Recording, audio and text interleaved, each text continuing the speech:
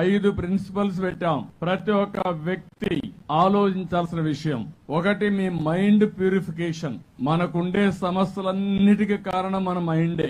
ఎంతటి వాళ్ళైనా సరే ఒకసారి చెడు ఆలోచన రావడం, చెడు పనులు చేయడం, అక్కడి నుంచి జీవితాలను నాశనం చేసుకునే పరిస్థితి వస్తాం. అనునిత్యం మన మైండ్ ని మనం కంట్రోల్ చేసుకుని, మన మైండ్ చెప్పినట్టు కాకుండా మైండ్ అనేది మీ కంట్రోల్లో పెట్టుకోవాలి తప్ప మీరు మైండ్ కంట్రోల్ లేకపోతే ఇంక మీరు ఎక్కడికి పోతారో మనకే తెలియని పరిస్థితి ఉంటుంది. అందుకే ప్యూరిఫికేషన్ ఆఫ్ మైండ్. కొంతమందికి హత్యలు చేయడం అలవాటు, అదే చేస్తానే ఉంటారు వాళ్ళకి ఎన్ని చెప్పినా కూడా. ఇలాంటి కొన్ని సమస్యలు ఉన్నాయి. అవి రాకుండా కాపాడుకోవాలంటే స్వచ్ఛ భారత్ లో, స్వచ్ఛ ఆంధ్రప్రదేశ్ లో మైండ్ కంట్రోల్ చాలా ముఖ్యం. రెండో విషయం మీరు చూస్తే ప్యూరిఫికేషన్ ఆఫ్ యువర్ బాడీ.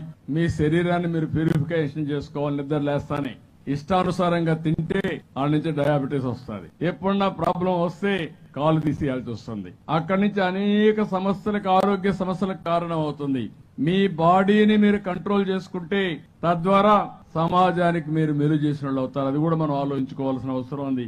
మూడోది, మీ ఇల్లు చక్కదిద్దుకుని బయటికి పోతే బయట చక్కదిద్దడం చాలా సులభం అవుతుంది. అందుకని ఈ ఇల్లు పరిశుభ్రంగా పెట్టుకోవాలి. ఇంట్లో వాళ్ళని మోటివేట్ చేయాలి. సమిష్టిగా అందరం కలిసి పనిచేయాలి. ఆ ఇల్లు బాగు చేసుకున్నప్పుడు ప్రపంచాన్ని జయించడం కూడా ఈజీ అని చెప్పి కూడా నేను మీకు తెలియజేస్తున్నా. నాలుగోది, మీరందరూ ఆలోచించాల్సింది మీ పరిసరాలు, మీరుండే ప్రాంతం.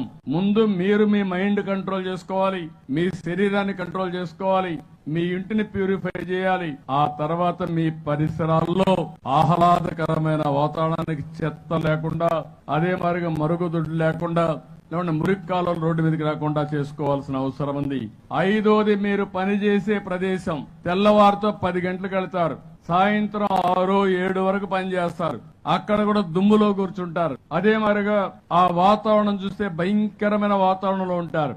ఆ పరిసరాల్ని వర్క్ ప్లేస్ లో మనం గాని చేసుకోగలిగితే ఈ 5 ప్రిన్సిపల్స్ చేయడానికి ఈ ప్రభుత్వం సిద్ధంగా ఉన్నాం. మీరు కూడా దీన్ని ఫాలో కావాల్సిందిగా రాష్ట్రంలో ఉండే ప్రతి ఒక్కరికి విజ్ఞప్తి చేస్తున్నా. ఇది మేము చేస్తామంటే గట్టిగా చేపట్లు కొట్టి మేము కూడా ముందుకు వస్తామని చెప్పాల్సిన అవసరం ఉంది.